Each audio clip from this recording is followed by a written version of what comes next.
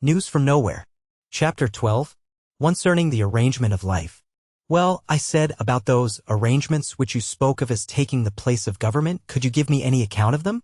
Neighbor, he said, although we have simplified our lives a great deal from what they were and have got rid of many conventionalities and many sham wants which used to give our forefathers much trouble, yet our life is too complex for me to tell you in detail by means of words how it is arranged. You must find that out by living amongst us. It is true that I can better tell you what we don't do than what we do. Well, said I. This is the way to put it, said he. We have been living for 150 years at least, more or less in our present manner, and a tradition or habit of life has been growing on us. And that habit has become a habit of acting on the whole for the best. It is easy for us to live without robbing each other. It would be possible for us to contend with and rob each other, but it would be harder for us than refraining from strife and robbery. That is in short the foundation of our life and our happiness.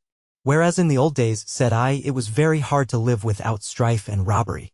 That's what you mean, isn't it, by giving me the negative side of your good conditions? Yes, he said, it was so hard that those who habitually acted fairly to their neighbors were celebrated as saints and heroes and were looked up to with the greatest reverence. While they were alive, said I. No, said he, after they were dead. But as to these days, I said, you don't mean to tell me that no one ever transgresses this habit of good fellowship? Certainly not, said Hammond, but when the transgressions occur, everybody, transgressors and all, know them for what they are, the errors of friends, not the habitual actions of persons driven into enmity against society. I see, said I, you mean that you have no criminal classes. How could we have them, said he, since there is no rich class to breed enemies against the state by means of the injustice of the state? Said I thought that I understood from something that fell from you a little while ago that you had abolished civil law. Is that so, literally? It abolished itself, my friend, said he. As I said before, the civil law courts were upheld for the defense of private property, for nobody ever pretended that it was possible to make people act fairly to each other by means of brute force. Well, private property being abolished, all the laws and all the legal crimes which it had manufactured of course came to an end. Thou shalt not steal had to be translated into, thou shalt work in order to live happily. Is there any need to enforce that commandment by violence? Well, said I, that is understood and I agree with it, but how about crimes of violence? Would not their occurrence, and you admit that they occur, make criminal law necessary? Said he, in your sense of the word, we have no criminal law either. Let us look at the matter closer and see whence crimes of violence spring. By far the greater part of these in past days were the result of the laws of private property which forbade the satisfaction of their natural desires to all but a privileged few and of the general visible coercion which came of those laws. All the cause of violent crime is gone. Again, many violent acts came from the artificial perversion of the sexual passions which caused overweening jealousy and the like miseries.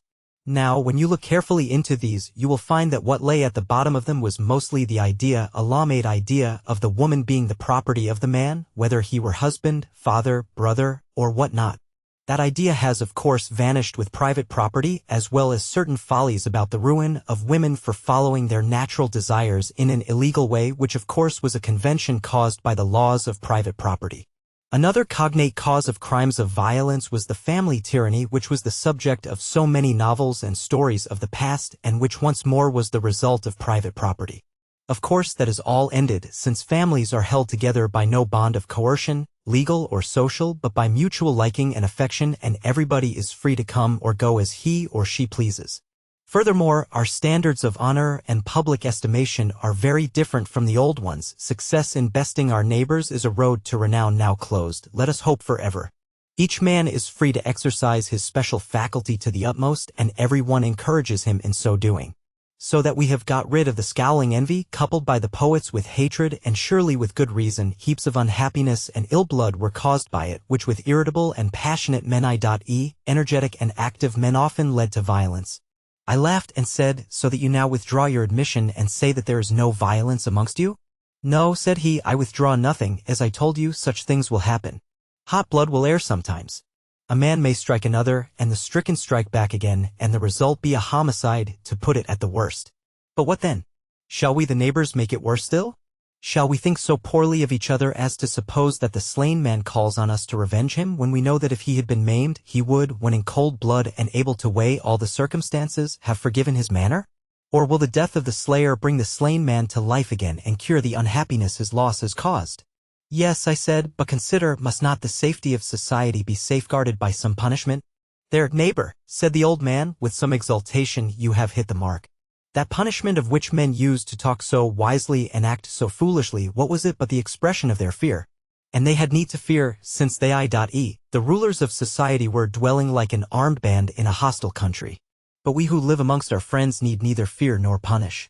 Surely if we, in dread of an occasional rare homicide, an occasional rough blow, were solemnly and legally to commit homicide and violence, we could only be a society of ferocious cowards. Don't you think so, neighbor? Yes, I do, when I come to think of it from that side, said I. Yet you must understand, said the old man, that when any violence is committed, we expect the transgressor to make any atonement possible to him, and he himself expects it. But again, think if the destruction or serious injury of a man momentarily overcome by wrath or folly can be any atonement to the Commonwealth. Surely it can only be an additional injury to it. Said I, but suppose the man has a habit of violence, kills a man a year, for instance? Such a thing is unknown, said he. In a society where there is no punishment to evade, no law to triumph over, remorse will certainly follow transgression. And lesser outbreaks of violence, said I, how do you deal with them? For hitherto we have been talking of great tragedies, I suppose? Said Hammond, if the ill-doer is not sick or mad, in which case he must be restrained till his sickness or madness is cured, it is clear that grief and humiliation must follow the ill deed. And society in general will make that pretty clear to the ill-doer if he should chance to be dull to it, and again, some kind of atonement will follow, at the least, an open acknowledgement of the grief and humiliation. Is it so hard to say, I ask your pardon, neighbor? Well, sometimes it is hard, and let it be. You think that enough? Said I. Yes, said he, and moreover it is all that we can do. If in addition we torture the man, we turn his grief into anger, and the humiliation he would otherwise feel for his wrongdoing is swallowed up by a hope of revenge for our wrongdoing to him. He has paid the legal penalty and can go and sin again with comfort. Shall we commit such a folly then? Remember, Jesus had got the legal penalty remitted before he said go and sin no more. Let alone that in a society of equals you will not find any one to play the part of torturer or jailer, though many to act as nurse or doctor. So, said I, you consider crime a mere spasmodic disease, which requires no body of criminal law to deal with it? Pretty much so, said he, and since, as I have told you, we are a healthy people generally, so we are not likely to be much troubled with this disease. Well, you have no civil law and no criminal law. But have you no laws of the market, so to say no regulation for the exchange of wares? For you must exchange even if you have no property. Said he, we have no obvious individual exchange, as you saw this morning when you went shopping, but of course there are regulations of the markets varying according to the circumstances and guided by general custom. But as these are matters of general assent which nobody dreams of objecting to, so also we have made no provision for enforcing them, therefore I don't call them laws. In law, whether it be criminal or civil, execution always follows judgment, and someone must suffer. When you see the judge on his bench, you see through him as clearly as if he were made of glass, the policeman to imprison, and the soldier to slay some actual living person. Such follies would make an agreeable market, wouldn't they? Certainly, said I, that means turning the market into a mere battle field in which many people must suffer as much as in the battlefield of bullet and bayonet. And from what I have seen, I should suppose that your marketing, great and little, is carried on in a way that makes it a pleasant occupation. You are right, neighbor, said he.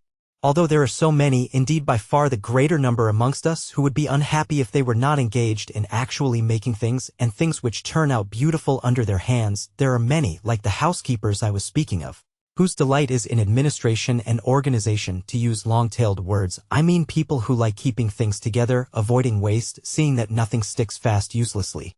Such people are thoroughly happy in their business, all the more as they are dealing with actual facts, and not merely passing counters round to see what share they shall have in the privileged taxation of useful people, which was the business of the commercial folk in past days. Well, what are you going to ask me next?